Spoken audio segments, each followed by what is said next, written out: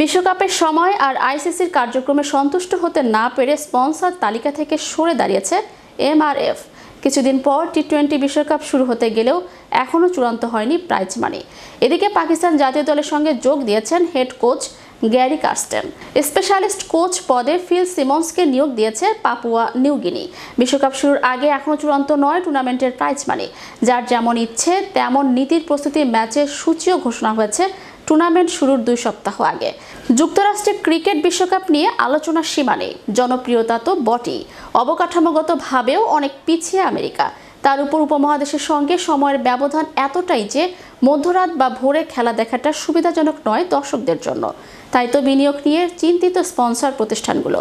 আইসিসির সঙ্গে দীর্ঘ 8 বছরের সম্পর্ক ছিন্ন করেছে এমআরএফ। অর্থ উপার্জনের চেষ্টায় প্রতি বছর বৈশ্বিক আসর আয়োজনের যে উদ্যোগ আইসিসির, তা দীর্ঘমেয়াদে কতটা কার্যকর হবে সেটাই প্রশ্ন।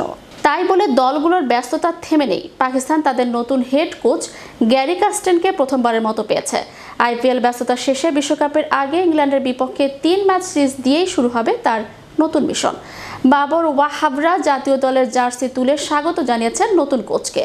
পাপুয়া নিউগিনিও বিশ্বকাপ উপলক্ষে স্পেশালিস্ট কোচ পদ তৈরি করেছে। 4 দেশের হেড কোচের দায়িত্ব পালন করা অভিজ্ঞ ফিল সিমন্স সঙ্গী হচ্ছে ওশেনিয়া মহাদেশের দেশটির হেড কোচ টাটেন্ডা টাইবোকে হোম কন্ডিশন আর কৌশল সম্পর্কে সহযোগিতা করবেন এই ক্যারিবিয়ান।